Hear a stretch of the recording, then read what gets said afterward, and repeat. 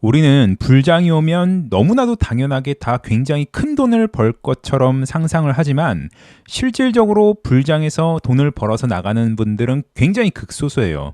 우리가 불장에서 돈을 벌고 나가기 위해서는 아주 중요한 요소가 있습니다. 오늘은 제가 불장 수익의 필수 조건에 대해서 아주 중요한 말씀을 드리겠습니다. 안녕하세요. 캔들의 신입니다. 먼저 지난 관점 복기를 해보면 11월 7일에 여기 시점에서 이제 알트장이 온다고 말씀을 드렸습니다. 그리고 텔레그램에는 11월 7일 오전 10시 45분이었죠. 밑에 있는 이 하단에 굉장히 좋은 상승 캔들을 포착을 했고 이제부터는 비트보다 알트장이 올 것 같다는 말씀을 드렸어요. 그 이후로 이더뿐만 아니라 알트가 많이 올라가고 있죠. 중간에 한번 부분 익절을 하고 지금 위치에서도 약간의 부분 익절을 했습니다. 단기 고점이 나왔을 가능성이 있기 때문이죠. 그리고 제가 알트장이 올 거라고 생각했던 이유는 보시는 것처럼 이더 4시간 봉에서 굉장히 좋은 상승 캔들이 나왔지만 아직 상승을 시작도 안 한 바닥에서 기고 있는 종목들 중에 1봉에서 이렇게 좋은 캔들들을 형성하고 있는 알트들이 굉장히 많습니다. 그래서 비트의 급락만 없다면 아주 좋은 알트장이 올 거라고 저는 생각을 하고 있는 거죠. 자, 근데 알트장이 오고 진짜 불장이 오면 우리가 다 돈을 벌까요? 실제로 불장이 왔을 때 미리 진입한 사람들이 다 돈을 벌고 나갈 거라고 생각을 하지만 실질적으로 돈을 다 벌고 나가시는 분들은 거의 없습니다.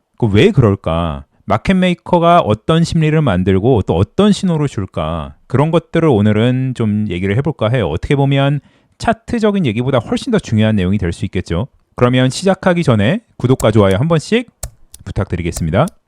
먼저 제가 갖고 있는 포지션을 말씀드리면 저번 분석에서 저는 이더리움이 이렇게 WX, YX, Z에서 Z가 삼각수렴으로 나오고 이제 고점을 뚫는 상승을 바라본다고 얘기를 했지만 텔레그램에 있으신 분들은 아실 거예요. 중간에 부분 익절을 한번 했죠. 20% 정도. 왜 그러냐면 불장으로 갈 확률이 90%고 아니면 제 카운팅이 틀려서 여기까지가 A고 이렇게가 B고 이렇게 C로 떨어질 가능성이 10%라고 할지라도 저는 그 10%에 대한 대비를 항상 합니다. 그 10%의 대비를 하지 않아서 거의 다 불장에서 돈을 잃으시는 거예요. 그리고 마켓메이커들은 이러한 대비를 하면 주변에서 바보 취급을 받게끔 만들죠. 자, 그럼 기본부터 할게요. 여러분들이 다 알고 계시는 거, 알면서도 당하는 거. 불장의 패턴이 있죠. 불장은요, 절대적인 조정의 폭이 적지만 굉장히 급격한 하락을 줍니다. 왜 그러냐면 예를 들어서 설명을 해볼게요. 자, 이런 곳에서 비트코인을 다 사신 분들이 잘 버텨서 이런 곳까지 가격이 왔다고 가정을 하면 이런 곳에서 한 번에 굉장히 큰 급락을 줘요. 지금 여기 보시면 퍼센테이지가 얼마 안 되는 것 같지만 확대해 보면 이틀 만에 16% 정도를 뺀 거거든요. 그럼 이거는 엄청나게 큰 급락이 맞죠. 이렇게 급락이 왔을 때 일반 개미들은 패닉셀을 할 수밖에 없습니다. 급락이 와서 무서워서 패닉셀을 했더니 나를 바보로 만드는 거죠. 이렇게 올라가면서. 그럼 여기서 끝이냐? 이런 게 몇 번씩 계속 나옵니다. 여기 아래 꼬리 한번 볼게요. 여기 퍼센테이지가 13%, 14% 정도거든요. 이거를 그냥 하루에 빼고 다 말아 올리는 거예요. 이런 것들에 또 공포를 느끼는 사람이 여기서 또 팔았을 수도 있겠죠. 근데 하루 만에 싹 다 말아 올리죠. 그리고 다시 이런 고점에서 또 몇 프로 뺍니까? 한 30% 가까이를 빼버려요. 여기서 또 공포를 느끼고 파는 개미들이 분명히 있단 말이죠. 하지만 또 그 개미들을 바보를 만들죠. 올려버리니까. 그러니까 이거를 한 2번, 3번 학습을 하고 나면요. 이 사람은 굉장히 그 강렬한 기억들, 이런 것들을 좀 빠르게 습관화하는 편입니다. 그래서 이런 것들에 대한 경험이 2번, 3번이 누적이 되면은 이런 급락이 왔을 때 팔지 않아요. 그렇다 보니까 고점에서 하락을 해도 이게 진짜 하락인지 우리가 알 수가 없는 거죠. 저는 17년도에 큰 폭락을 경험을 하고 이런 곳에서 비트코인을 다 샀는데 이렇게 올라갔죠. 제가 자주 보는 유튜버가 있었는데 그 당시에 이 4만 달러 근처에서 코인을 다 팔았습니다. 그러면서 하시는 말씀이 내가 팔면 2배를 더 간다. 그래도 나는 팔겠다. 저도 팔았어요. 근데 이게 6만 달러를 넘겨버렸죠. 그러니까 저는 속으로 그때 저거 보고 괜히 팔았네라는 생각을 할 수밖에 없는 거죠. 그래서 저는 이런 곳에서 다시 샀습니다. 근데 그분은 사지 않고 그냥 시장을 떠나시더라고요. 그 차이죠. 자, 그리고 이렇게 비트가 이렇게까지 오르는 동안 사실 알트는 거의 안 올랐습니다. 자, 저는 비트를 갖고 있었죠. 비트에서 굉장히 큰 수익을 보고 있었는데 어느 순간부터 여기서 비트가 엔딩을 그리는데 비트가 안 올라. 그러면서 이 2개월, 3개월 안에 알트에 엄청난 폭등이 옵니다. 그러면 심리가 어떻게 되죠? 나는 비트를 갖고 있는데 저기 옆에 보니까 알트가 10배씩 오르네. 이 초조함을 느끼죠. 그러면 그때 돼서 비트를 다 팔고 알트를 사게 되는 거죠. 고점에서. 그러니까 이 두 가지 패턴이에요. 우리에게 급락을 주면서 공포를 주고 다시 끌어올려서 팔면 바보가 되는 것을 몇 번 학습을 시키고 비트만 가지고 있으신 분들을 어느 순간부터 바보로 만들면서 그 비트에 있던 그 자금을 알트로 설거지하는 그 그림 알면서도 당합니다. 그래서 무서운 거죠. 어떻게 보면 제가 여러분들이 보시기에 이런 1차 익절을 조금 빨리 하는 부분들이 어떻게 보면 되게 바보같이 보일 수도 있습니다. 하지만 저는 이번 불장에서도 이렇게 하락 캔들이 보인다면 계속 말씀을 드릴 거예요.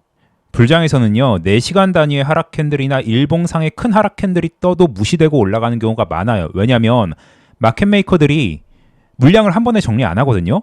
이런 데서 정리하고 이런 데서 정리하고 이렇게 계속 올라가면서 정리를 해요. 그렇다 보니까 이거는 분명히 물량을 정리한 흐름이다 라고 생각을 했지만서도 다시 올라가요. 근데 중요한 점은 결국에는 어쨌든 최고점에서 하락에 대한 캔들이 계속 나온다는 얘기죠. 그게 최고점일지 아니면 중간 지점일지 우리가 모를 뿐이에요. 자, 근데 그건 역시 학습이 되고 확증 편향에 빠지면 그런 하락 캔들들이 나와도 무시를 하게 된다니까요. 그게 문제입니다. 그러니까 이런 곳에서 이거 분명히 하락 캔들이거든요. 이런 것도 하락 캔들이고 하락을 해도 올라가고 하락을 해도 올라가니까 이런 것들을 하락 신호로 보지 않는 거예요. 그러니까 21년 11월 최고점 4시간 캔들 이런 거 전부 다 하락 캔들이거든요. 아주 명확한 하락 캔들인데 저는 이때 당시에 이런 하락 캔들을 미리 다 알고 있었음에도 불구하고 포지션 정리를 안 했습니다. 왜? 올라오면서 이런 하락 캔들을 전부 다 무시를 하고 올라왔기 때문에 이런 신호를 믿지 않았던 거죠. 그래서 저는 이번 시즌에서도 똑같습니다. 만약에 이런 위치에서 하락 신호가 오면 하락하는 캔들이 발생을 하면 저는 말씀을 드릴 거예요. 물론 여러분들이 제 관점을 보고 설득이 돼서 매도를 했습니다. 근데 떨어지는 척하다가 또 올라갔어요. 떨어지는 척하다 또 올라가죠. 이렇게 되면 분명히 저를 욕하실 거예요. 근데 그럼에도 불구하고 저는 말씀을 드릴 거예요. 왜? 이렇게 올라가면서 부분 익절을 하지 않으면 고점에서 절대 못 팔기 때문에. 그 생각을 해보시면 너무 단순한 문제죠. 마켓 메이커들이 그리고 헤지 펀드들이 대다수의 일반적인 대중들에게 큰 수익을 줄까요? 그러니까 절대 그럴 수가 없어요. 어떻게든 심리를 굉장히 교활하고 악랄하게 만들어서 우리들의 수익을 다 가져갈 거란 말이죠. 그걸 피하기 위해서는 계속해서 약간의 하락 신호가 어느 정도의 큰 하락 신호가 보일 때마다 조금씩 익절을 하는 수밖에 저는 없다고 생각을 해요.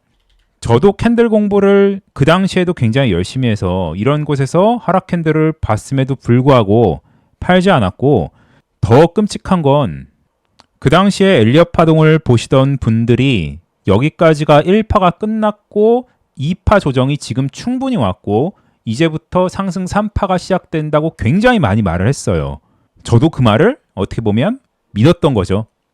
내가 기존에 알고 있던 어떤 그런 지식들이나 어떤 그런 하락 캔들들이 몇 번씩 계속 무시가 되다 보면 알고 있는 대로 안 하게 됩니다. 그러니까 그럴 때 굉장히 큰 뒤통수를 맞게 돼 있죠. 다이버전스도 그렇잖아요. 불장에서 다이버전스가 계속 쌓이는데 다이버전스 무시하고 계속해서 올라갑니다. 그러면 결과적으로 진짜 고점에서 이렇게 아주 좋은 다이버전스가 형성이 됨에도 불구하고 이것도 그냥 페이크네. 약간 조정지고 또 가겠네. 강세 조정이네. 이렇게 되는 거예요. 그래서 지금 차트도 보면 뭐 이게 컵앤핸들이고 다 좋아요. 컵앤핸들이면 날아가죠. 그리고 이쪽이 지금 연장 파동이어서 이렇게 쭉 날아갈 수 있습니다. 근데 우리가 지금 여기 저점에서 시작하는 게 아니잖아요.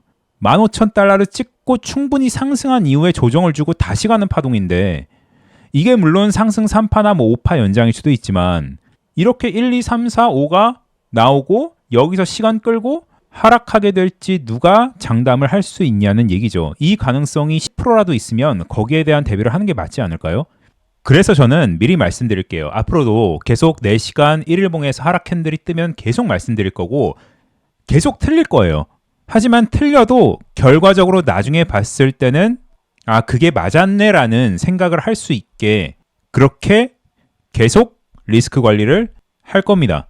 그래서 그런 것들은 전부 다 제가 텔레그램에 큰 시간 단위는 특히 전부 다 업로드를 하니까 텔레그램 오셔서 확인하시면 될 것 같아요. 주소는 영상 더보기와 댓글 고정에 남겨놓겠습니다. 그러면 여기까지 하겠고 시청해주셔서 너무 감사드립니다.